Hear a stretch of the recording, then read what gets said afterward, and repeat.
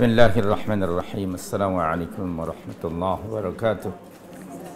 Alhamdulillah wa syukrulillah wa la hawla wa la quwata illa billah wassalatu wassalamu ala rasulillah Muhammad ibn Abdullah wa ala alihi wa sahbihi wa wala thumma amma ba'du.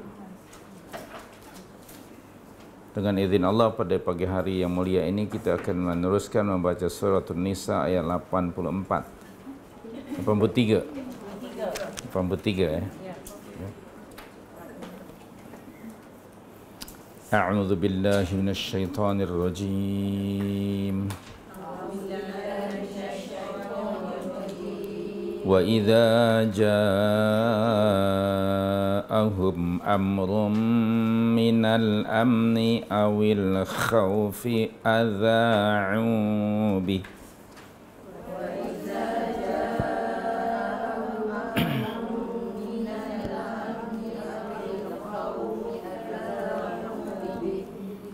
walau radduhu ila rasuli wa ila ulil amri minhum la'alimahu alladhina yastanbituna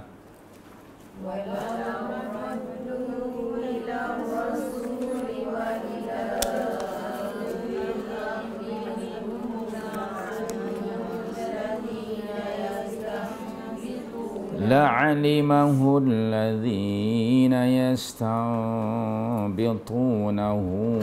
منهم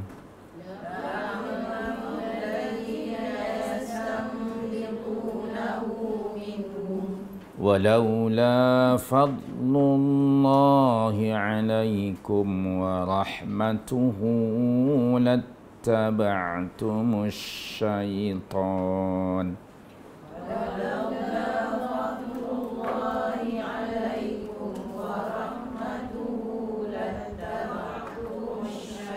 لاتبعتم الشيطان إلا قليلا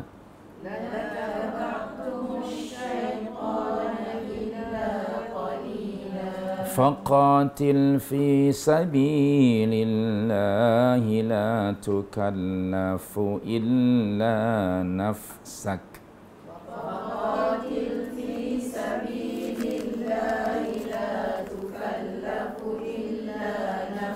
وحرض المؤمنين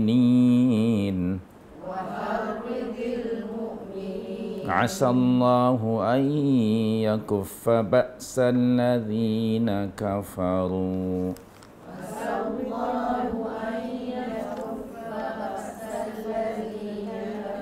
والله أشد بأسا وأشد تنكيلا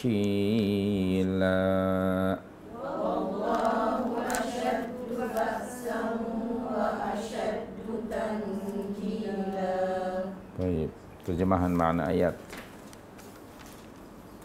Wa idza ja'ahum amrun, dan apabila datang kepada mereka suatu berita minal amni, tentang keamanan, au al khauf, ataupun ketakutan, adha'u bih, mereka lalu menyiarkannya.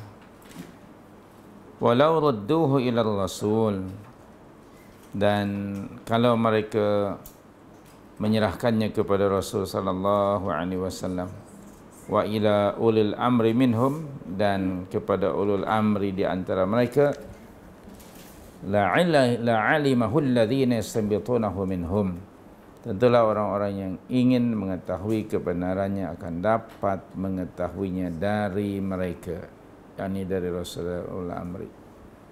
Walaula fadlullahi alaikum wa rahmatuh, kalau tidaklah kerana karunia dan rahmat Allah kepada kamu, lattaba'tumus syaitana illa qalila, tentulah kamu mengikut syaitan, melainkan sebagian kecil saja di antara kamu yang tidak mengikutinya. Tayyib, kita jelaskan dululah ayat yang pertama ni ya.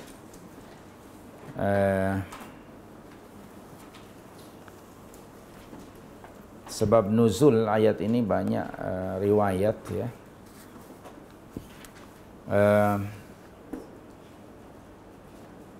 Di awal dakwah Islam, keadaan umat Islam masa itu masih minoriti dan mereka tidak punya apa-apalah, sama ada ekonomi ya, politik, penyokong tak ada, jadi masih sikit. Maka diarahkan oleh Allah melalui lisan Rasul supaya mereka berwaspada, berhati-hati dan jangan menampakkan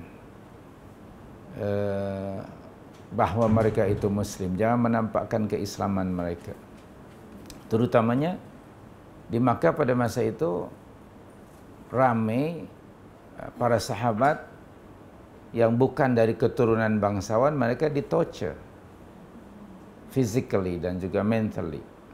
Seperti Ammar bin Yasir misalnya, keluarga Yasir umpamanya kan, Sumayyah ibunya, kemudian Ammar anaknya, demikian juga Bilal. Jadi pada awal dakwah Islamiah ini hendaknya diam-diam saja. Jangan gopoh gapah, jangan gelojoh, jangan segera menampakkan diri bahawa dia seorang Muslim. Jangan declare lah dia, jangan buat banner keliling bandar, "Hai Muslim," tak payah.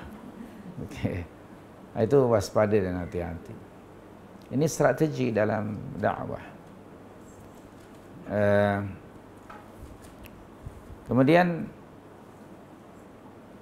ya manusia, namanya manusia kan, ada juga yang mengikut emosi,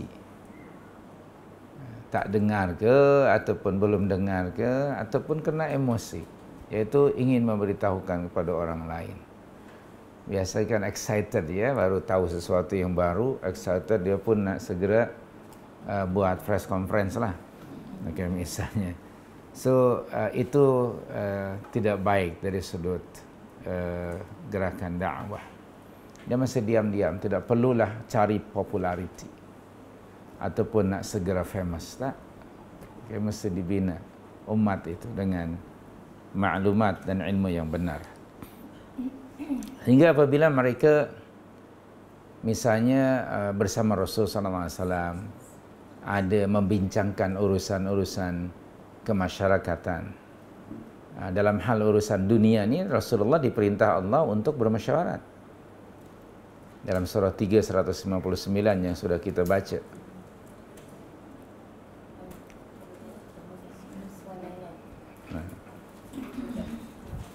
Surah Ali Imran ayat 159. Bismillahirrahmanirrahim. Fabima rahmatin minallahi linta lahum walau kunta faddan ghalidhal qalbi lanfaddu min hawlik fa'fu anhum wastaghfir lahum. Apa next word? Itu dia, ini perintahnya, wasyawirhum fil amri,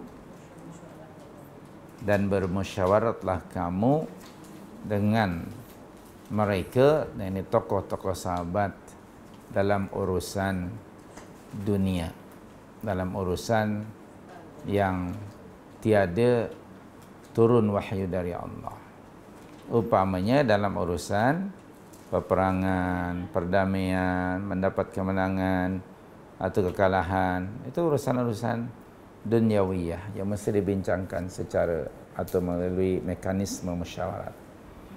Nah, dalam musyawarat itu mengatur satu strategi. Misalnya Rasulullah SAW sedang mengatur untuk suatu peperangan. Okay. Dalam musyawarat itu ada di antara mereka yang bahasa kita apa, membocorkan rahasia.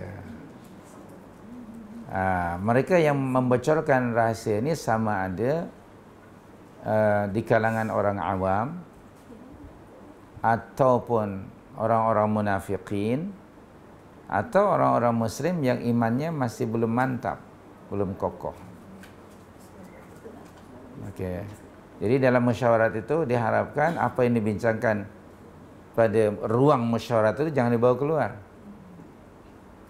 Karena kan ada benda-benda yang strategik, rahasia, perancangan. Tetapi ada yang membocorkan karena sebab-sebab tertentu. Sebagai contoh, ketika Rasul sallallahu alaihi wasallam merancang dan memusyawarat dengan para sahabat untuk Fathu Makkah, pembebasan kota Makkah pada tahun ke-8 Hijriah. So, dalam musyawarat itu ada yang membocorkan rahasia itu. Sehingga sampai kepada orang yang membocorkan rahasia itu namanya Balta'ah. Dia seorang sahabat radhiyallahu anhu dan dia Ahlul Badar, Abu Balta'ah ini. Lalu dia menulis surat yang dia mengupas seorang wanita untuk membawa surat itu ke Makkah. Disampaikan kepada pemimpin Quraisy bahwa Rasulullah akan menyerang kota Makkah. Dan kemudian Rasul sallallahu alaihi wasallam diberitahu oleh Allah melalui Jibril alaihissalam tentang pengkhianatan itu. Akhirnya Rasulullah memerintahkan Ali radhiyallahu anhu dan bersama sahabat-sahabat yang lain, beberapa orang, kata Rasulullah SAW, coba kamu kejar. Ada seorang wanita sekarang sampai di kampung itu. Dia sedang bawa surat dari Abu Balta'ah yang surat itu isinya membocorkan rahasia mesyuarat yang Rasulullah pernah buat. So akhirnya Ali pun segeralah dengan temani beberapa orang, akhirnya dapat menangkap wanita itu. Nah, dia naik unta wanita itu, belum ada Toyota, jadi naik unta lah.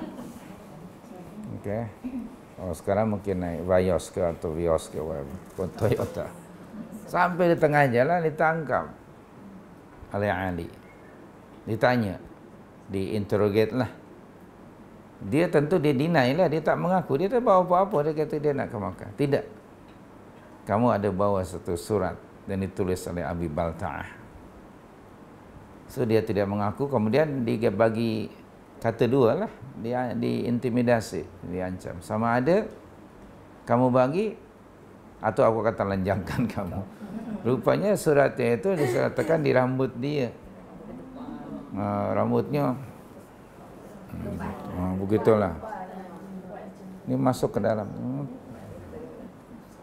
Baru dari sepa kan rambut tu. Sanggup. Pakai gel yang kuat ya, walaupun naik unta dia tak berubah. Tapi seakhirnya dia ambillah surat itu, balik ke Madinah, disampaikan kepada Rasulullah sallallahu alaihi wasallam.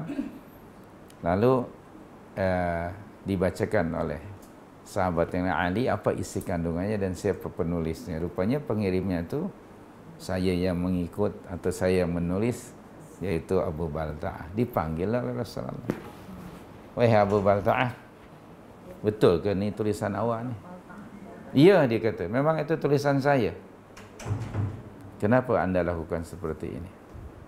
Ya Rasulullah, saya yakin surat saya ni walaupun saya bocorkan rahasia tidak akan mempengaruhi apa-apa rancangan Rasul, dan Rasulullah pasti akan dapat mengalahkan mereka. Saya buat ini kerana anak saya dan keluarga saya jadi apa? Hostel lah, jadi apa namanya? Ditawan oleh orang-orang Quraisy. Dijadikan tebusan, nanti saya bimbang anak saya mungkin atau keluarga saya akan dibunuh oleh mereka. Sedangkan saya tidak berupaya untuk menyelamatkan dan membawa keluarga saya ke Madinah. Kemudian kata Rasulullah, kamu bercakap benar. Dan akhirnya dimaafkanlah oleh Rasul sallallahu alaihi wasallam. Jadi ini contoh seorang mukmin yang imannya masih goyang, belum mantap. Atau orang munafik, atau ada seorang munafik yang ikut dalam musyawarah itu, lalu dia sampaikan kepada munafikin yang lain dan kemudian pada munafik-munafik yang lain. Okey. Ataupun orang amatun nas, orang ramai lah, orang awam. yang tidak tahu kesan sekiranya berita-berita itu di idza'ah. Di sini kalimat adza'u bihi, dihebahkan. Okey. Nah, jadi melalui ayat yang mulia ini Allah mentarbiah, mendidik umat Islam supaya mereka sentiasa menjaga rahasia. Kedua, jangan segera mempercayai apa-apa berita, terutamanya berita-berita yang ada hubung kait dengan kepentingan umat. Okey. Kemudian jangan berita itu segera dihebahkan kepada orang awam. Jangan segera buat press conference dan sebagainya. Atau kalau menerima misalnya berita dari luar pun seperti itu. Jangan segera menyebarkannya. Tetapi diperintah untuk tabayyun. Diselidiki. Okey. Al-Hujurat ayat 6 tu kan. Jadi jangan segera menghebahkan. Fatabayyanu. Begitu. Hendaknya tabayyun. Ya ayyuhalladzina amanu in ja'akum fasiqun binaba'in fatabayyanu an tusibu qauman bijahalah fatusbihu ala ma fa'altum nadimin. Begitu. Nah, ayat ini sangat relevan sepanjang masa, apalagi di zaman kita hari ini. Di zaman di mana berita, macam-macam berita. Okey? Apa namanya? Macam-macam berita. Bahasa Jawanya itu berseliweran. Wah, hebatnya Jawa tu. Berseliweran. Jadi banyaknya macam-macam berita ni. Nah, dengan alat yang mudah di tangan Anda akan sama ada menyebarkan, create berita, atau Anda mendapat daripada orang lain, lalu Anda pun, sebab di situ ada pesan, tolong sebarkan kepada 10 orang. Maka jika Anda sebarkan 10 orang, Anda akan dapat 10 kuih pelita misalnya. Astaghfirullahaladzim. Macam-macam sekarang. Nah, hati-hati sekarang ini. Dibimbangi, terutama perkara-perkara yang ada hubung kait dengan rahasia umat atau berita-berita yang mungkin akan menjejaskan umat Islam. Terlalu banyak berita-berita, terutama dari sudut ekonomi kan, politik, ekonomi. Oh ya Allah, hari ini poning den kau nak fikir mana yang betul, mana yang tidak kan. Ya Rabbi ya Karim. Tiba-tiba saya dapat umpamanya bahawa kuih-kuih raya di Giant, hati-hati, itu dari China. Bukan original tapi original.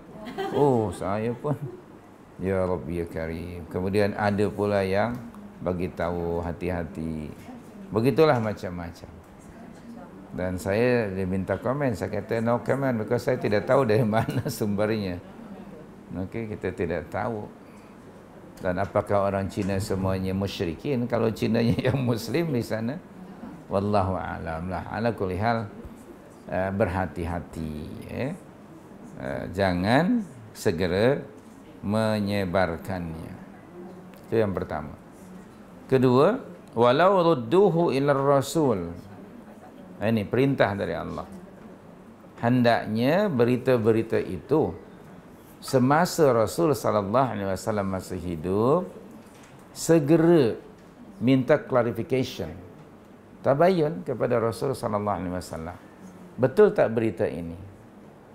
Datang misalnya daripada Rasulullah dan para sahabatnya, atau berita dari luar yang mereka terima.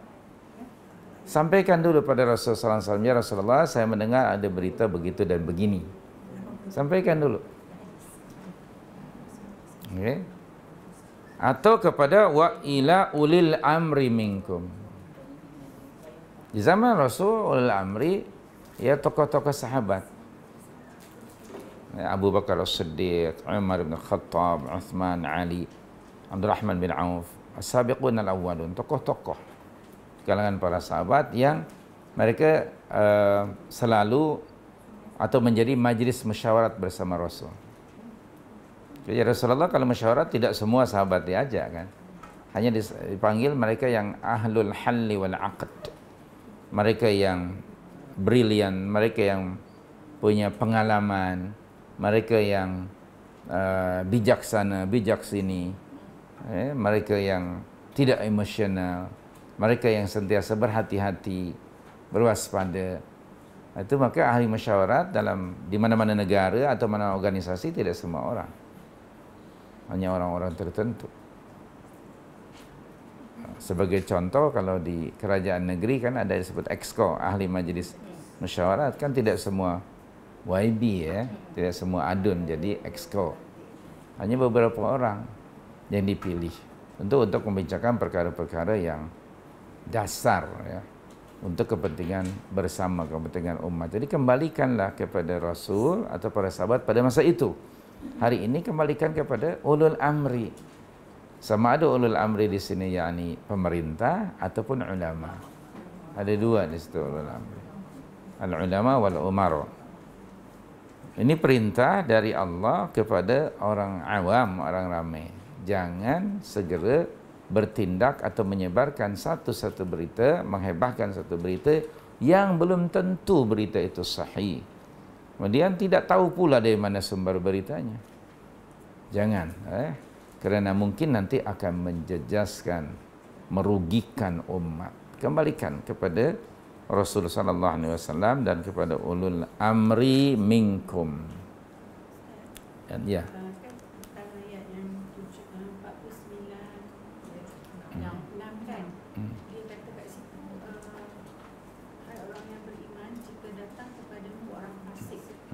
Jadi bila kadang-kadang bila saya bawa ayat tu, so orang kata dia tak fasik. Oh dia tak fasik. So dia argue tentang fasik. Ya. So macam mana? Ya, isunya siapapun juga yang membawa berita itu hendaknya ditapis. Isunya itu tabayyanu. Sebab orang fasik itu di tengah-tengah orang Islam. Dia pakai baju Islam, tapi he or she used to rebel lah. Itu pada perintah Allah. Lebih banyak off-nya dari on-nya, itu orang fasik. Ya tidak ada orang yang mengaku dirinya saya lah fasik itu. Tak ada. Tidak ada. Tapi kan Allah menyebut ada kriterianya. Di antaranya orang yang lebih banyak lupa kepada Allah daripada ingat. Wala takunu kalladzina nasallah fa'ansahum. Siapa mereka itu? Ulaika humul fasiqun. Kan 59-19. Kemudian apabila hati ini keras kerana tidak mempelajari Al-Quran, kalau mereka itu most of them adalah fasiqun. Surah 57-16 umpamanya. Banyak ayat di dalam Al-Quran tentang orang, karakteristik orang-orang fasik itu ada ya. Banyak di dalam Al-Quran. Surah Al-Baqarah juga ada. Siapa mereka yang fasik itu. Banyak sekali ya. Penjelasan dari Allah ya. Jadi kita menggunakan panduan Al-Quran bagi mengenali karakter orang-orang fasik. Dalam Al-Quran tu ayat 26 surah Al-Baqarah 26-27 itu juga orang fasik banyak lah ya. Jadi dan kita pun tidak boleh kita menuduh orang itu fasik. Cuma kita harus memperhatikan lah dari kriteria yang Allah sebut. Okay. Kerana manusia selama dia hidup dia akan berubah. Soal itu kita tidak boleh menghukum kecuali apa yang nyata. Nah di zaman Rasulullah pun sudah disebut tadi ayat 49 ayat 6. Berarti ada orang fasik kan pada masa itu. Maka waspada, hati-hati. Maka itu Nabi SAW tadi tabayun kepada Abi Balta'ah. Ketika mendapat surat tadi kan, lihat ini tulisan kamu ke? Jadi mesti ada tabayun. Okay, ada interogasi betul atau tidak. Hanya saja pada masa itu orang Arab, salah satu sifat mulia orang Arab, baik muslim atau non muslim, ialah sifat yang transparan dan berterus terang. Abu Balta'ah kan, kalau kita mungkin, ini tulisan juga, untuk adullah. Dengan mata begitu, adalah. Dia mana ada. Tulisan ai bukan macam itu. Selalu kita sebut gitu. Jadi ketidakjujuran pada masa itu jujur. Apalagi yang bertanya Rasul sallallahu alaihi wasallam. Jadi ketidakjujuran itu sebetulnya salah satu sifat fasik. Alladzina yanquduna ahdallah itu tadi pada surah Al-Baqarah 26 27 kan. Nah, di antara orang yang fasik, orang yang jarang sekali berinteraksi dengan Al-Quran. Tadi surah 57 16 kan. Alam ya'ni lil ladzina amanu an takhsha'a qulubuhum li dzikrillah wa ma nazala minal haqqi wa la yakunu kal ladzina utul kitaba min qabl fatala 'alaihimul amad faqasat qulubuhum wa katsirun minhum fasiq. Nah, di antaranya karakter orang fasik ialah hati yang keras. Hati itu keras karena jarang berinteraksi dengan Al-Quran. Gimana kita tahu? Perangai tengoklah hari-hari. Banyak lupa kepada Allah. Ingat kepada Allah bermusim. Nah, begitu. Bila Ramadan, ingat pada Allah. Syawal nanti Anda boleh bezakan, yang nampak sangat kan? Perangai dia di bulan Ramadan dan bulan Syawal. Atau before Ramadan dengan Syawal. Sangat beza perangainya. Begitu. Itu di antaranya lah. Kita hanya melihat sajalah, oh oke. Si fulan atau fulaniah macam itu. Beware of them. Kalau Anda mampu, nasihati. Guide dia, ingatkan dia. Kalau Anda tidak mampu, ya Anda mesti mengambil jarak supaya tidak terpengaruh dengan kefasikannya. Dan orang mukmin kan selalu berdoa kepada Allah. Dalam doa yang Anda sudah hafal, diambil dari surah 49 ayat 7. Wa karrih ilainal kufra wal fusuqa wal isyan. Letakkanlah ya Allah kebencian dalam hati kami terhadap apa? Wa karrih ilaina kekufuran, kefasikan dan kemaksiatan. Ya, nak tahu orang fasik ya, Anda boleh gunakanlah. Tidak ada panduan bagi kita kecuali Al-Quran. Baik.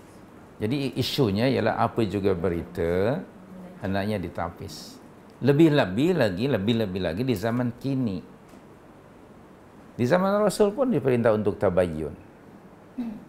Padahal di Madinah ketika itu 3 kelompok manusia itu nyata sekali perbezaannya antara mukminun, kafirun, munafiqun. And yet diperintah untuk tetap tabayyun. Dan surah 49 itu kan surah Madaniyah. Itu di zaman Rasulullah masih hidup. Ayat yang sedang kita kaji kan Rasulullah masih hidup. Diminta supaya mengembalikan kepada Rasul. Di zaman kita lagi teruk. Nah, dikembalikan ke mana? Kepada Umaro. Astagfirullah. Kadang-kadang Umaronya pun tinggal U aja dengan marah. Sekarang marah. Ada isu pula. Kepada ulama. Ulama yang mana? Di akhir zaman kan Nabi SAW menyatakan maafun sebuah hadis pada hadis 40 akhir zaman. Salah satu tanda akhir zaman ialah wasyarrukum, orang yang paling jahat di antara kamu seburuk-buruk orang yang berada di bawah langit ialah ulama kamu. Ulama hukum. Yang dari mulut mereka keluar berbagai fitnah dan akhirnya fitnah itu akan kembali kepada mereka. Coba baca kembali itu. Hadis 40 akhir zaman nombor 32 ke 33 saya ragu itu, nanti boleh dirujuk. Wa syarrukum wa syarrun nas tahta adimis sama. Sejahat-jahat manusia di bawah kolong langit, faham kolong ya? Di bawah langit ialah ulama'ukum. Ulama kamu. Minhum, daripada mereka keluar mulut. Dari mulut mereka keluar berbagai kejahatan, berbagai fitnah, dan akan kembali kepada mereka. Nomor 33 ya. Nanti boleh rujuk tuh, kumpulan hadis 40 akhir zaman nomor 33. Hari ini kita, subhanallah. Dan kalau ada ulama yang jujur pun orang ramai sudah tidak apa? tidak percaya, tidak respect. Ulama sudah sama saja kedudukan dengan orang lain. Itu salah satu tanda akhir zaman. Ulama tidak dihormati. Baik, fa'ala kulli hal, isunya tadi ialah tabayyun. Kita tanya dulu, you dapat berita ni dari mana? Sejauh mana anda meyakini kebenaran berita ini? Kalau memang benar, fadhal.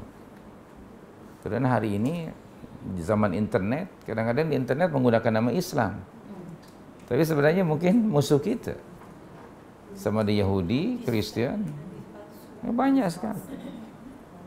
Banyak sekali yang menamakan atas nama Islam tapi rupanya orang Yahudi. Banyak kamuflase. Pemimpin ISIS yang namanya kononnya Abu Bakar Al-Iraqi, Al-Baghdadi. Dia seorang Syaiman apa namanya? Orang Yahudi. Ya Allah, ya Karim. Jadi rupanya musang berbulu ayam ini bukan hanya di zaman Piramli. Subhanallah. Hati-hati. Lebih baik cari musang king daripada musang baru. Dan bagi kepada saya jangan lupa itu. Allahu Akbar. Tadi pagi pun mestinya makan ya, hanya orang rumah dengan anak. Saya tak malulah, terima kasih nak jumpa orang ramai nanti. Baru pula. Ada lagi. Allahu Akbar. Fa'ala kulli hal tabayyun tadi ya. Fatabayyanu, waspada dan hati-hati. Di zaman kita fitnah informasi ini luar biasa. Ya. So, kembalikan tadi kepada Rasulullah SAW ataupun kepada ulul amri. Dalam konteks berita-berita agama, kembalikan kepada Rasul, jadi kepada dalil syar'i. Kalau orang mengatakan begitu begini, saudara, boleh tak bantu saya dari mana sumbernya nih? Okey. Dalilnya dari mana? Begitu. Harus ada dalil. Jangan terus sebarkan. Barang siapa yang bagi durian pada hari ke-17 Ramadan, misalnya kan, maka dia akan dapat musang. Jangan. Sebarkan. Hati-hati. Okay. So. Harus ada dalil. Mesti ada dalil. Biarkan orang menyatakan apapun juga, kerana itulah asas ya, agama ini diasaskan di atas wahyu. Ya? Agama kita, agama Allah ini asasnya ialah wahyu. Qaulullah wa qaulur Rasul. Ada dalil, fadhal, terima. Tak ada dalil, minta maaf. Whosoever orang itu. Baik, nah, itu dalam konteks agama. Kalau kita tidak tahu, fas'alu ahlal dzikri in kuntum la ta'lamun. 1643 selalu kita baca, 21:7. Kalau kita tidak tahu, tanya orang yang tahu. Fas'alu ahlal dzikri in kuntum la ta'lamun. Insyaallah taala masih ada orang-orang yang dirahmati Allah, yang jujur ya. Taib. Balik lagi pada ayat yang ke-84 ini, diperintahkan untuk dirujuk kepada Rasul dan juga tokoh-tokoh sahabat pada masa ini. Saya ingin membacakan hadis Rasul dari Abu Hurairah radhiyallahu anhu dari Nabi sallallahu alaihi wasallam. Katanya Rasulullah bersabda, "Kafa bil mar'i kadhiba ay yuhditha bi kulli ma sami'."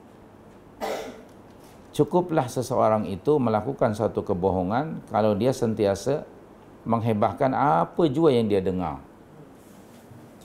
Itu hati-hati. Cukuplah seseorang itu, okey, telah berbuat kebohongan apabila sentiasa menghebahkan, menyebarkan apa jua yang dia dengar. Hadis riwayat Imam Muslim. Dan juga di dalam hadis sahih yang lain, man hadatsa bi haditsin wa huwa yara annahu kadhibun, siapa yang menyampaikan, mengatakan, okay, memperkatakan suatu berita dan dia tahu berita itu adalah bohong, dusta, maka fahuwa ahadul kadzibin. Ahadul kadzibain, dia termasuk orang-orang yang pendusta. Dia jelas benda berita itu bohong umpamanya. Dia sendiri tidak tahu dari mana sumbernya. Dia sebarkan pada orang lain. Dia termasuk pendusta, pembohong. Juga dalam dua kitab Sahih Bukhari dan Muslim dari Al-Mughirah bin Syu'bah, Rasulullah sallallahu alaihi wasallam adalah naha an qila wa qal. Rasulullah melarang kita dari qila wa qal.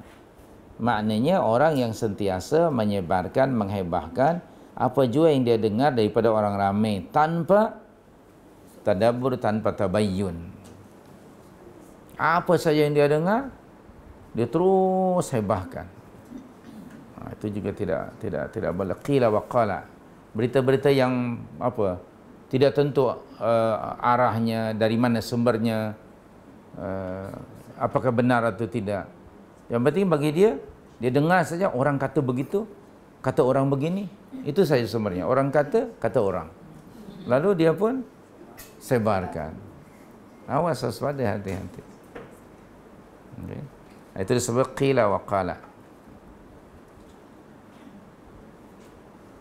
Tapi hati-hati dan waspada. Dari hadis-hadis ini, ada pada hadis 40 Nawawi, ada dalam kitab Riyadhus Shalihin, hadis ini bab larangan, nanti Anda boleh rujuk. Hati-hati dan waspada, jangan segera menyampaikan apa-apa berita, sama ada dari dalam komuniti muslim atau dari luar masuk ke dalam. Dan saya selalu katakan bahawa media massa hari ini fully controlled by our enemy. Sama ada cetak, elektronik ataupun yang lainnya. Okey. Dan kita umat Islam, antara kelemahan kita tidak punya wakalah ataupun wakalatul amba, sumber berita sendiri yang dimiliki oleh umat Islam. Kita tidak punya atau belum punya itu. Dan berita-berita di negara-negara Islam hanya sumbernya daripada Reuters misalnya kan, daripada apa lagi, CNN, daripada ABN atau BBC. Akhirnya terakhir kita pun hanya beli FNN, itu aja. Jadi semuanya begitu. Nah, kita tidak punya, akhirnya berita-beritanya palsu. Tengok tentang ISIS kan, atau apa saja umat Islam, beritanya dari mana? Sebenarnya dari Yahudi. Ternyata banyak benda yang tidak diberitakan yang sebenarnya. Kita tidak tahu, disembunyikan. Banyak benda yang memang sengaja dihaidkan, disembunyikan. Banyak. Di negara-negara umat Islam juga seperti itu. Nak mencari orang yang sadiq, yang transparan, ya Allah. Isu terbaru yang kita dengar kan, penyelewengan bukan baru lah. Penyelewengan itu biasa lah. Harga RM10 dibeli RM20 itu dah. Ya, sekru RM1 itu baru jadi RM5 itu dah. Jadi tidak transparan. Maka kalau kebohongan ini berterusan, ya tunggu sajalah hancurnya, kehancurannya. Jadi dah lali dah telinga ni mendengar. Maka dah, ya Allah, dah berapa tahun. Nah, bila didedahkan mencoba untuk menafikan. Okay. Sekarang ni zaman, ya Allah, bahasa saya lah, susah nak hide sekarang. Kerana orang sekarang cepat dengan berita. Dari mana kita tahu? Di Australia, di mana? Rupanya ada premis, beli sekian, harga sekian. Itu subhanallah. Sudahlah, kita pun sudah tak mau dengar dah. Biarkan mereka yang lebih arif untuk membincangkannya. Wa ma alaina, tidak wajib kita menyebarkan semua berita. Wallahu a'lam. Fa ala kulli hal, waspada, hati-hati. Dalam konteks dari berita-berita, kembalikan kepada Rasul dan ulul amri, la alimahul ladzina istanbitunahu minhum. Anisaya orang-orang yang mengetahui kebenarannya, tentulah orang-orang yang ingin mengetahui kebenarannya akan dapat mengetahuinya dari mereka, jadi Rasul dan ulul amri. Ada nota kaki di bawah, menurut mufassirin, ahli tafsir yang lainnya, bermaksud kalau suatu berita tentang keamanan dan ketakutan itu disampaikan kepada Rasul sallallahu alaihi wasallam dan ulul amri, tentulah Rasul dan ulul amri yang ahli dapat menetapkan kesimpulan istinbat, yastanbitunahu, root wordnya istinbat, maknanya mengambil kesimpulan dari berita itu. Jadi Rasulullah dan tokoh-tokoh sahabat dengan kebijaksanaan dan pengalaman, mereka akan mampu memberikan explanation, penjelasan yang solid dan dapat mengambil kesimpulan dari berita-berita itu. Jadi hati-hati ketika kita mendengar berita. Kembalikanlah kepada mereka yang lebih pakar. Dari ayat ini juga sebagian ulama usuliyin terutamanya mereka menjadikan ayat ini, yaitu kalimah tadi walau rudduhu ila rasul wa ila ulil amri minhum la'alimahu alladhina yastanbitunahu minhum. Jadi dijadikan diambil dari ayat ini adanya hukum qiyas, analogi. Okay, adanya hukum qiyas ataupun analogi. Ya, demikian dalam urusan agama kita juga ada orang-orang yang dianugerahkan Allah ilmu dalam memahami dan mengambil istinbat, itu para ulama kita. Ya, semoga Allah merahmati mereka dan memberikan taufik kepada mereka. La'alimahu alladhina yastanbitunahu tadi. Jadi mengambil istinbat. Dari ayat ini juga ada perkara-perkara yang ada nas dalam Al-Quran tetapi tidak diketahui kecuali oleh mereka yang pakar. Kita mampu membaca ayat Al-Quran, kita mampu membaca hadis, tapi belum tentu kita dapat mengambil istinbat, kesimpulan daripada ayat itu dan hadis itu. Maka tanyalah kepada mereka yang pakar dalam bidang itu. Sudah menjadi sunnatullah dalam kehidupan kita ini, banyak bidang yang ada related dengan kehidupan kita dan ada orang-orang yang pakar dalam bidang itu.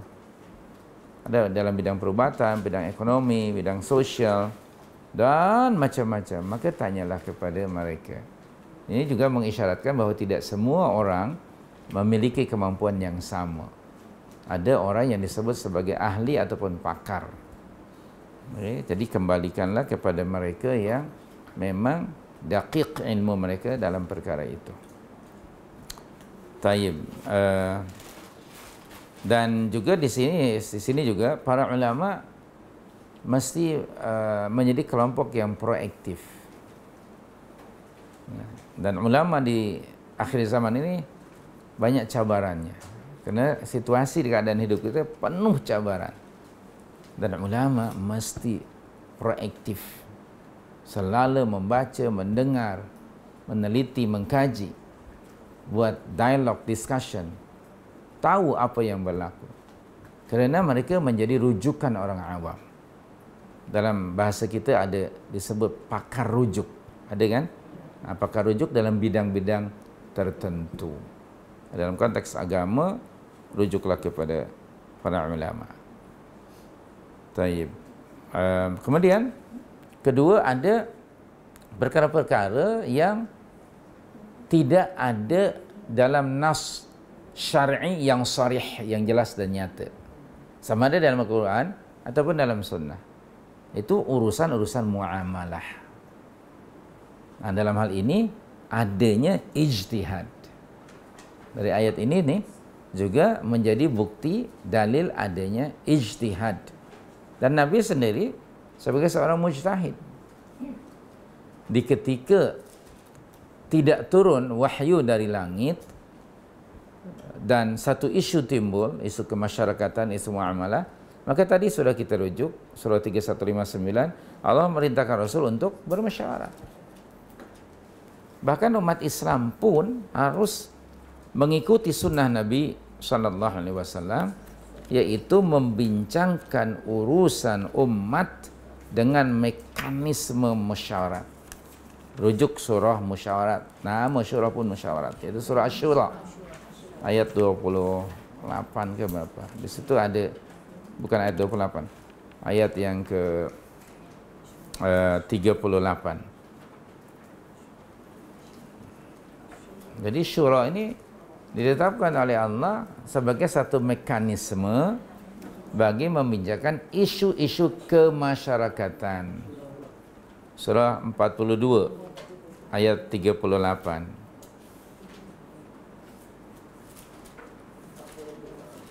Okey. Karakter orang yang beriman kepada Allah. Okey.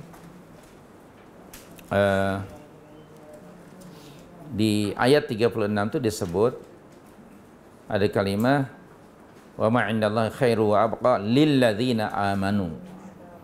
Orang yang beriman ialah orang yang bertawakal wa 'ala rabbihim yatawakkalun. Kemudian orang yang beriman walladzina yajtanibuna kaba'iral itsmi wal fahish. Kemudian ciri yang lain wa idza ma ghadibu hum yaghfirun. Ciri berikutnya ayat 38. Jadi walladzina ini kembali kepada ayat 36 tu. Itu orang yang beriman. Okay, dan bagi orang-orang yang walladzina istajabu li rabbihim, menerima mematuhi seruan Tuhan mereka. Itu karakter orang mukmin. Selalu yasma'un wa yuti'un, mendengar dan mentaati. Kemudian wa aqamus shalah, ini ciri orang yang mukmin sentiasa mendirikan salat sepanjang hidupnya, bukan seasonal salatnya. Okay, dan salatnya mengikut tata cara salat Nabi. Kemudian berikutnya, ini yang ingin kita emphasizekan. Wa amruhum syura bainahum. Ini dia. Dan sedang urusan mereka diputuskan dengan cara musyawarah. Itu. Kita dalam keluarga pun ada mekanisme itu. Dalam keluarga bermusyawarah. Okey, kita musyawarah. Apa ni isunya? Nanti buka puasa makan apa? Astagfirullahaladzim. Itu pun musyawarah. Jangan basir. Iyalah supaya jangan membazir. Dan sesuai dengan keadaan. Sebab ada atuk, ada cucu kan. Ada yang tak ada gigi, ada yang baru tumbuh gigi. Jadi harus diambil kira itu. Begitu. Allahu Akbar. Dalam urusan ekonomi, politik, hubungan diplomatik, itu semuanya dimusyawaratkan. Kerana tiada nas yang sarih, yang nyata lagi langsung. Itu urusan muamalah. Ini mekanisme yang sangat subhanallah, tentu saja paling baik kerana datang dari Allah. Dan musyawarat, minta maaf, tidak ada hubung kait dengan demokrasi. Demokrasi juga mungkin ada musyawarat di parlimen, tak ada. So demokrasi sangat dia fleksibel makna demokrasi dan aplikasinya pun begitu. Okay, ada demokrasi, ada yang demokrasi, ada juga demokrasi, ada. Kan? Ada juga demokrasi, ada juga. Jadi kita makanya demokrasi itu di mana-mana negara kan lain-lain penafsirannya, betul? Gitu. Awas hati-hati. Jadi demokrasi tak ada hubung kait dengan musyawarat. Musyawarat datang dari langit perintahnya. Okey, musyawarat dan urusan-urusan yang ada hubung kait dengan muamalah. Adapun urusan yang sudah sabit, thawabit, perkara yang ditetapkan oleh Allah, yang qat'i jangan dimusyawarahkan. Urusan agama tak perlu musyawarah. Kerana agama sudah sempurna. Tidak perlulah sempurna. Jangan tanya orang lain. Hari Ahad malam Isnin saya tarawih di satu tempat. Ada hamba Allah tanya. Dan saya baca hadis Rasulullah SAW mengatakan begini. Saya tahu hadis itu. Lalu dia tanya, what do you think? Astagfirullah. Astaga, saya kata. Brother, kalau Rasulullah sudah begitu, you shouldn't ask anybody. Ikut saja. Who am I? Nak dibandingkan dengan Rasul, jom kita ikut. Sami'na wa ata'na. Nah begitu. Saya nasihati dia. Tapi dia insist, I want to know. Dia kata, what is your opinion? Astagfirullah. Saya pun beristighfar, astagfirullah. Saya pegang bahu dia. Lalu dia, oh okay, thank you very much. Jadi, jangan tanya orang lain. So nanti kita tidak lagi meletakkan Rasulullah. Jadi anda akan meletakkan pandangan si fulan mengatasi Rasul. Padahal Allah melarang kita kan berbuat seperti itu. Surah 49 ayat yang pertama itu tak boleh. Imam Syafi'i juga pernah ditanya lebih kurang seperti itu. Allah berfirman dalam Al-Quran ayatnya macam ini. Rasulullah bersabda, what do you think? Imam Syafi'i kata, astaghfirullah. Ya fulan, kalau Allah dan Rasulnya sudah, Allah berfirman, Rasul bersabda, dan hadis yang sahih, maka kita terima. As-sam'u wa ta'ah. Jangan tanya orang lain. Ya. Benda yang sudah qat'i jangan dimusyawarahkan. Okay. Allah Subhanahu wa taala menetapkan pembahagian harta pusaka dalam Al-Quran surah 4 ayat 11, lelaki dapat 2 bagian, perempuan sebagian. Jom kita musyawarah. Kita sekarang zaman moden, wanita sekarang sama kan dengan kaum lelaki. Berdiri sama penat, jongkok sama lenguh. Betul. Jadi nak sama lelaki dengan perempuan. Kami ingin juga dapat 2 bahagian. Maka berjuang mereka, either 2-2 ataupun 1-1. Astagfirullah, itu benda yang qat'i. Dan ayat macam itu disebut ayat muhkamat. Tapi orang yang ada pada hatinya zaighun fayattabi'una ma tasyabaha. Tujuannya apa? Ibtigha' al-fitnah wa ibtigha' at-ta'wili. Na'udzubillah. Allah sudah sebut tu surah 3 ayat 7. Ada orang yang dalam hati mereka zaighun, kecenderungan pada kesesatan. Lalu mereka musyawarat, membincangkan dan menuduh pula kononnya ini bias gender, tidak adil pada wanita. Astagfirullah. Itu benda yang disebut ayat muhkamat. Itu surah 3 ayat 7. Kan? Itu disebut ummul kitab. Ayat mahkamah itu. Hunna ummul kitab. Apa dia musyawaratkan lagi? Salat itu ya 5 waktu yang Allah wajibkan. Musyawarat pula kerana kita semuanya sibuk. Zaman moden ni semua orang sibuk. So, kita musyawarat. Apakah masih relevan salat 5 waktu? Astaghfirullah. La ilaha illa anta ya karim. Jadi sekali lagi hanya dalam urusan ketika tidak ada nas syar'i yang sarih. Tidak ada teks dari Quran dan sunnah yang nyata tentang isu tersebut. Wasyawirhum fil amri. Jadi itulah kelebihan umat Islam, selalu membincangkan urusan mereka secara musyawarat. Wa amruhum syura bainahum wa mimma razaqnahum yunfiqun. Allah tidaklah menjelaskan bagaimana tata cara musyawarat. Itu akan berubah dari satu masa ke masa yang lain. Tentang kaifiahnya lah, berapa orang ahli musyawarat itu diserahkan kepada kita semuanya. Siapa yang layak, siapa yang tidak layak. Okey. Jadi yang penting dalam perkara-perkara muamalah yang tiada didapati nas yang sarih, maka hendaknya dibincangkan melalui mekanisme musyawarah. Taib. Balik lagi pada surah 4 ayat 83. Walaula fadlullahi 'alaikum wa rahmatuhu lattaba'tumus syaitana illa qalila. Kalau tidaklah kerana karunia dan rahmat Allah kepada kamu, tentulah kamu mengikut syaitan kecuali sebagian kecil sahaja di antara kamu. Taib. Di sini ada kalimah lau itu kan, walau. Kemudian ada fi'il lattaba'tum, dan lepas itu ada istithna'iyah, pengecualian illa qalila. Ada 2 makna di sini. Kalau tidak kerana karunia Allah ke atas kamu dan rahmatnya, maka sedikit saja di antara kamu yang tidak terpengaruh dengan pujuk rayu syaitan. Maknanya majoritinya akan terpengaruh mengikut syaitan.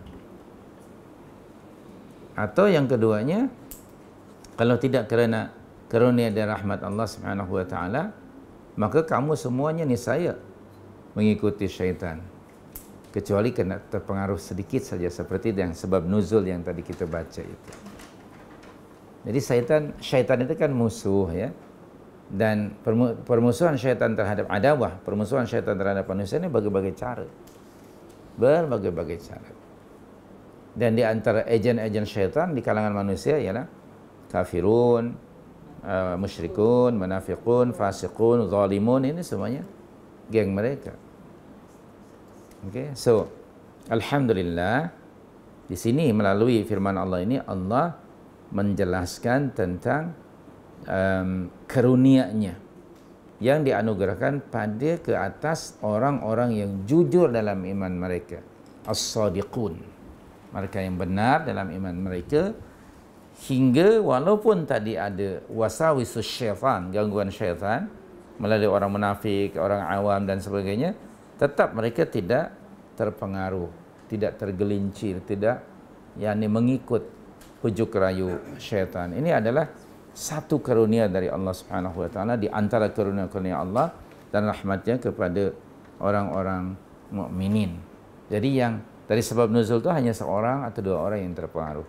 Tapi majoritinya alhamdulillah Allah mentaufikkan mereka pada perkara yang disukai dan diridainya. Mereka tetap mentaati Allah dan Rasulnya dan mengembalikan semua berita-berita itu kepada Rasulullah sallallahu alaihi wasallam dan juga ulul amri di antara mereka.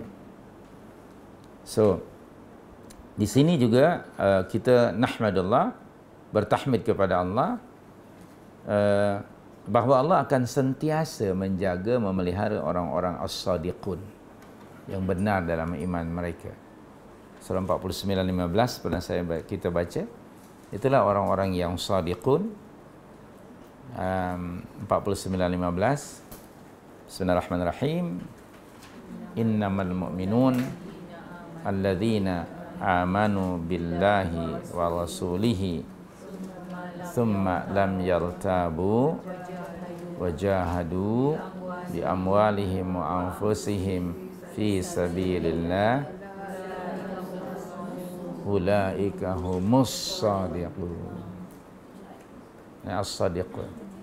Nah, orang yang sadiqun inilah yang tetap dijaga, dipelihara oleh Allah dari terpengaruh wasawis syaitan, gangguan syaitan. Dari berita-berita palsu tadi ya, atau segera menyebarkan, menghebahkan berita yang belum dia ketahui sama ada benar atau tidak. Belum dia tahu di mana sumbernya. Orang mukminin tidak seperti itu. Dia diam saja dahulu sehingga mengembalikan kepada Rasul sallallahu alaihi wasallam. Dan di dalam Al-Baqarah 177 Allah menggunakan past tense verb, ulaikal ladzina sadaqu. Kalau tadi itu menggunakan noun, kata benda, as-sadiqun ya, itu isim. Dan Al-Baqarah 177 Allah jelaskan dahulu di situ secara terperinci. Kalau tadi hanya beriman pada Allah dan Rasul dan berjihad kan? Nah, di sini lagi terperinci. Ada hubung kait dengan Allah, dengan manusia. Nah, bahkan karakter dan sifat akhlak mereka yaitu sabar. Dan di hujung ayat, hampir hujung ayat, ulaikal ladzina sadaqu wa ulaika humul muttaqun. Nah, begitu. Nah, maka kita sebagai mukmin ini harus dan mesti setiap hari buat evaluation, penilaian terhadap iman kita. Antara lain, semasa kita menerima berita dari luar yang ada hubung kait dengan Islam atau berita dari dalam, segera buat tabayyun dan clarification. Jangan disebarkan lebih dahulu. Nah, itu penting. Itu ciri di antara orang yang shadiqun, orang yang tidak gelojoh, selalu hati-hati. Ya, kerana bimbang kesannya ya, kalau berita yang tidak benar segera disebarkan, dia subhanallah kesannya sangat padahnya buruk terhadap umat. Orang tua kita yang dahulu selalu mengajar kita, hati-hati kalau kita menyebarkan atau bercakap, menyebarkan sesuatu, hendaknya kita berwaspada, hati-hati, pastikan kalau memang benar, fadhal, kalau memang benar sumbernya, demi untuk kemaslahatan ammah, kemaslahatan orang awam. Tapi kalau tidak tahu dari mana sumbernya, masih ragu-ragu, tolong simpan dulu berita itu dan tanya kepada mereka yang lebih pakar.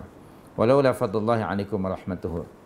Dan sebagian ulama mengatakan bahawa yang dimaksud dengan fadlullah di sini dan maknanya ialah Islam, jadi muslim, dan rahmatnya ialah Al-Quran.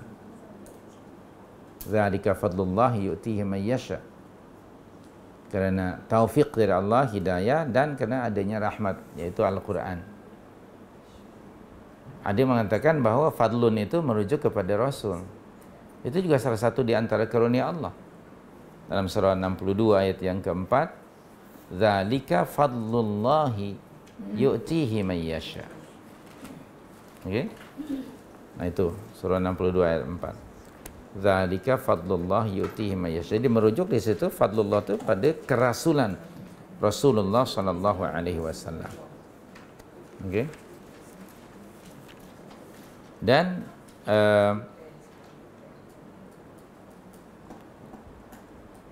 fadlullah juga boleh merujuk maknanya kepada Islam, agama Islam. Hidayah dari Allah, taufik dari Allah, fadlullah. Dan juga ada kalanya fadlun di mana sama dengan rahmat, walaupun pada ayat yang sedang kita kaji rahmat di mana Al-Quran, dan Quran itu sendiri adalah fadlun minallah. Surah 10 ayat 57-58. Pada ayat 58 surah Yunus ayat 57 ayat 58, saya ingin baca ayat yang ke-58. Qul bifadlillah wa birahmatihi. Itu merujuk pada ayat 57. Dan Al-Quran itu sendiri disebut rahmatun. Tengok di hujung ayat 57, Al-Quran itu hudan dan rahmat lil mu'minin. Begitu. Falaula fadlullah wa rahmatuhu. Alhamdulillah. Jadi bermakna Allah menghidayahkan, memberikan petunjuk dan taufiknya untuk sentiasa kamu ni sentiasa mentaati Allah dan Rasul, serta Allah Subhanahu wa taala menunjukkan, membimbing kamu ke jalan yang benar, mekanisme yang betul, iaitu merujuk kepada masdar ataupun sumber ilmu yang sahih. Yang dimaksud adalah Rasul sallallahu alaihi wasallam dan ulul amri di kalangan umat ini. Kalau tidak, subhanallah, dalam konteks Islam atau hidayah dan taufik, kamu masih tetap kafir ataupun musyrik. Tapi kini Allah sudah mentaufikkan kamu menjadi orang-orang mukminin. Dan kalau tidak kerana fadlullah ke atas kamu dan rahmatnya, lattaba'tumus syaitan. Niscaya kamu mengikuti syaitan. Okay. Kecuali sedikit saja yang tidak mengikuti, ataupun tidak ada orang yang bersih dan suci, melainkan dia sedikit sebanyak akan terpengaruh. Sedikit sebanyak. Dalam konteks tadi berita, kadang-kadang kita kan kurang waspada kan, dapat berita begitu, kita baru baca sekali saja tanpa ditadabbur, terus kita sebarkan. Okay. Nah, itu kadang-kadang seperti itu. Maka dalam surah An-Nur ayat 21 Allah juga ada menyebut walaula fadlullahi alaikum wa rahmatuhu ma zakka minkum min ahadin abada. Surah 24 ayat 21. Di tengah-tengah ayat tu, baris ketiga. Walaula fadlullahi alaikum wa rahmatuhu ma zakka minkum min ahadin abada walakin Allah yuzakki man yasha. Kenapa? Kerana kuatnya pengaruh syaitan itu. Di awal ayat ini, ya ayyuhalladzina amanu la tattabi'u khutuwatis syaitan wa may yattabi' khutuwatis syaitan fa innahu ya'muru bil fahsya wal munkar. Jadi orang yang terpengaruh dengan syaitan, dia boleh dilihat, yaitu hari-hari dia bergelimang dengan apa tadi pada ayat ini? Al-fahsya dan al-munkar. Itu ciri. Nah, orang mukminin akan selalu berada pada jagaan peliharaan Allah. Okay. Maka itu kalau para sahabat tokoh-tokoh tadi sentiasa bersama Rasul, kita hari ini juga hendaknya mendekati para ulama. Kita sudah baca dalam kitab Riyadhus Shalihin anjuran untuk mendekati ulama, mendatangi, menziarahi mengasihi mereka, menghormati mereka, mendahulukan mereka, itu sudah ada. Karena mereka akan, dari mulut mereka akan keluar ada aja panduan. Gitu. Dan di akhir zaman salah satu tandanya, dalam hadis 40 akhir zaman, salah satu tanda akhir zaman, ulama dijauhi. Ulama dikeji, ahli maksiat dipuji. Betul tak? Okey. Begitu. Ulama selalu kena sengat, selebriti dapat pengat. Begitulah akhir zaman. Subhanallahil karim. Ini sangat penting berteman dengan orang-orang yang saleh. Rasulullah mafhum sebuah hadis menyatakan, kalau nak tahu seseorang, kamu lihat, perhatikan dengan siapa ia berteman dan berkawan. Karena kawan punya pengaruh. Kalau berteman dengan orang yang saleh, orang yang baik, seperti kamu mendekati penjual minyak wangi. Kalau tak mampu beli, bolehlah free hidu kan. Boleh lah. Ataupun sedikit, subhanallah. Tapi kalau kamu bergaul dengan orang yang jahat, seperti kamu bergaul dengan atau mendekati tukang besi. Percikan yang mungkin kena apinya atau bau besinya, kotor dan sebagainya. Baik, maka cari teman-teman yang selalu mengingatkan kita, menasihati kita, membawa kita kepada kebenaran, ke jalan yang hak. Itulah orang yang muttaqun. Persahabatan seperti ini, pertemanan macam ini akan memberi manfaat di sini dan nanti di akhirat. Az-Zukhruf ayat berapa? 67 ya. Nah itu. Az-Zukhruf 67 itu.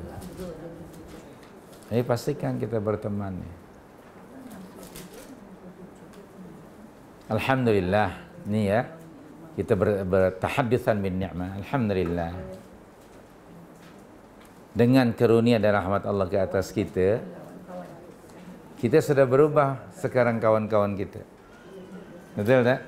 Ini rahmat, fadlullah dan rahmat Allah. Coba kalau tak percaya, album lama buka.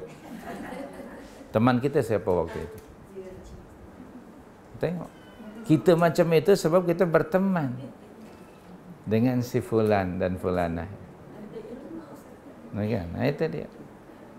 Waktu itu kita selalu meniru, tiru macam saya, tiru macam saya. Oh, bukan main. Nah, gitu. Penting sekali ini, teman. Alhamdulillah, kerana karunia Allah ke atas kamu dan rahmatnya, kini kamu berubah. Dulu tak pilih siapa aja, sekarang memilih-milih. Memilih dan memilah. Ya, teman itu yang membawa kebaikan. Sebab kita sendiri mungkin belum mampu membawa orang lain pada kebaikan kan. Carilah mana kawan yang membawa kita kepada kebaikan. Subhanallah. Ternyata kawan itu punya pengaruh yang besar. So, kita balik lagi, walaula fadlullahi alaikum wa rahmatuhu lattaba'tumus syaitana illa qalila. Alhamdulillah atas karunia Allah. Maka mohonlah kepada ya Allah, kami mohon karuniamu dan rahmatmu ke atas kami.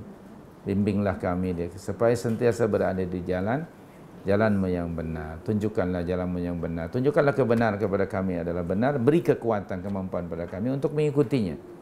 Dan tunjukkan keburukan, kebatilan itu batil. Dan beri kekuatan, kemampuan, kesungguhan agar kami dapat menjauhinya. Karunia Allah terlalu banyak dalam berbagai bentuk. Bukan hanya dalam bentuk material. Ya. Tayyib. So, ayat berikutnya. Next time lah. Kita berhenti di sini. Ada. Hari Isnin. Boleh tak? Iya. Boleh tak? Boleh. Okay. Alhamdulillah kalau boleh. Kebetulan yang di Keramat itu sudah off. Sudah hatam. Sudah. Kami pergi last week, was the last. So hari Isnin boleh ya, insyaAllah. Baik, jazakallah khairan, kita teruskan. Isnin Rabu ke? Okay, biiznillah. Oke, terima kasih, itu saja untuk hari ini. Wallahu a'lam. Aqulu qali hadza wa astaghfirullah. Subhanaka Allahumma bihamdika asyhadu an la ilaha illa anta astaghfiruka wa atubu ilaik wa sallallahu alaihi wa sallam. Wa akhiru da'wana alhamdulillahi rabbil alamin. Assalamu alaikum warahmatullahi wabarakatuh.